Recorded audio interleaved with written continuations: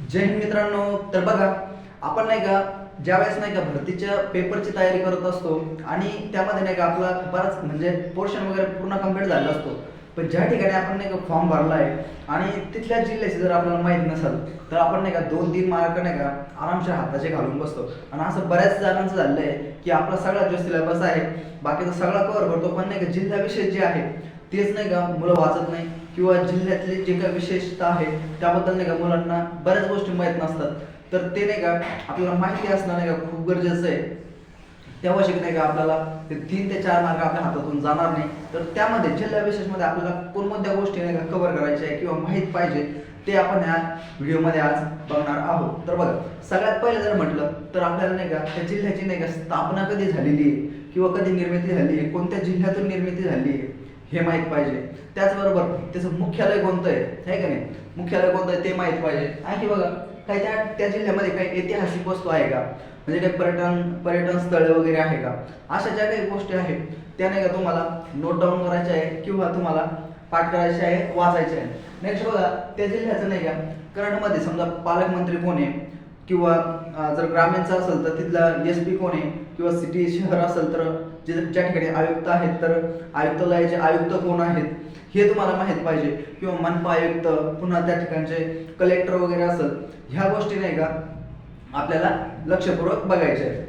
Next बघा, जिल्ह्याचं क्षेत्रफळ वगैरे किती आहे, त्याचबरोबर तिथल्या नाही का त्या जिल्ह्यामध्ये तालुके किती आहे, अशा ह्या सगळ्या गोष्टी तुम्हाला माहिती असणं गरजेचं आहे. नेक्स्ट बघा, तर आपण आता पोलीस भरती देतोय म्हणल्यानंतर त्या ठिकाणी नाही का पोलीस स्टेशन किती आहे का नाही, तर हे पण आपल्याला माहित पाहिजे. त्याचबरोबर बघा, आरटीओ आहे का नाही, आरटीओ नंबर बघा, जसं समजा आता छत्रपती संभाजीनगरचा MH20 आहे, जळगावचा 19 आहे, असे जे काही आरटीओ नंबर आहे हे आपल्याला माहित पाहिजे नाही का नाही, विचारलं जातं परीक्षेमध्ये. पाठीमागचे जर क्वेश्चन पेपरचं अनालिसिस केलं तर तुम्हाला कळलं का जिल्ह्यावरती काय काय विचारण्यात आलेलं आहे. तर तुम्ही नाही का आपण ज्या जिल्ह्यात फॉर्म भरलेला आहे त्या ठिकाणी याच्या आधी जिल्हा विशेष काय विचारलं होतं. आता समजा छत्रपती संभाजीनगर शहर आहे, हे कोणत्या नदीकाठी बसलेलं आहे, तर हे तुम्हाला नाही का माहीत पाहिजे. तर तसंच पुढे बघा, जिल्ह्याला लागलेल्या सीमा इतर जिल्हे, समजा आता संभाजीनगर आहे तर त्याच्या नाही का पूर्ण जे काही क्षेत्रफळ आहे त्याच्या बाजूला समजा उत्तर, दक्षिण, पश्चिम, पूर्व ह्या बाजूला नाही का कोणकोणते जिल्हे लागलेले आहेत, तर हे तुम्हाला नाही का माहीत पाहिजे. किती जिल्ह्यांच्या सीमा आहे किंवा कोणते तालुके आहे ह्या गोष्टी तुम्हाला माहीत पाहिजे. ते आपण कशा आणखी घड्याळाच्या दिशेने, घड्याळाच्या विरुद्ध दिशेने असे पण विचारले जाऊ शकतात. पोलीस भरतीत तर असे विचारले नाही आता आजपर्यंत, पण आपली तयारी असणं कधी पण चांगलं. जर विचारलंच बाय चान्स तर आपण त्या ठिकाणी प्लस पॉईंटमध्ये असणार म्हणून, बरोबर.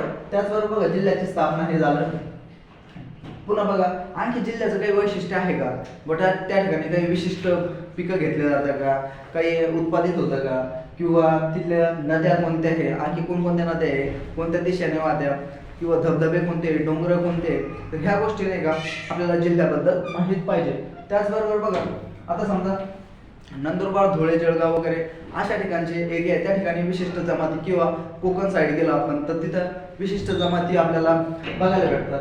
तर ते कोणते आहे, पुन्हा आणखी तिथं वेगवेगळ्या प्रकारचे नृत्य वगैरे होतात, तर कोणते नृत्य आहे, त्यांची नावं काय, ह्या गोष्टी आपल्याला माहीत असणे गरजेचं आहे. त्याचबरोबर बघा, जर एखादा समाज सुधारक वगैरे काही आहे का, आणखी कोणत्या एखाद्या म्हणजे समाज सुधारक वगैरे त्या जिल्ह्यातला आहे का, तर त्याच्याविषयी आपल्याला माहिती पाहिजे. त्याचबरोबर बघा, जर समजा काही करंट इव्हेंट म्हणजे काही चालू घडामोडी जर झाल्या असेल, काही महत्त्वाच्या घटना जर घडलेल्या असेल जिल्ह्या संदर्भात, तर त्या पण तुम्हाला माहीत पाहिजे. म्हणजे ह्या जिल्ह्याविषयी नाही का सगळ्या गोष्टी आपल्याला नाही का एकंदरीत माहिती पाहिजे. याच्यावरती नाही का 3-4-5 मार्क हमखास विचारले जाऊ शकतात. एखाद्या जिल्ह्यात नाही का त्याच्यावरती जास्त वेटेज दिलं जातं, आणि आपल्याला जर जिल्हा विशेष म्हणजे ज्या जिल्ह्याचा नाही का आपल्याला अभ्यासच नाही, माहितीच नाही, तर आपल्याला ते मार्क्स भेटतील का, तर भेटणार नाही. त्यामुळे नाही का ह्या गोष्टीकडे सुद्धा आपल्याला थोडंसं नाही का लक्ष द्यायचं आहे, म्हणजे आपले तेवढेच 3-4 मार्क आपल्याला भेटणार आहे.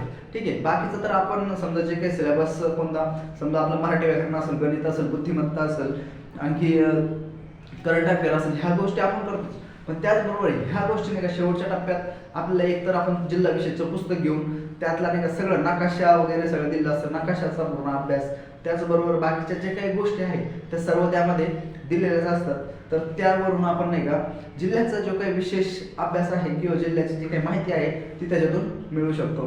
तर ठीक आहे मित्रांनो, भेटूया आणखी अशाच एखाद्या महत्त्वपूर्ण व्हिडिओमध्ये. तोपर्यंत जय हिंद.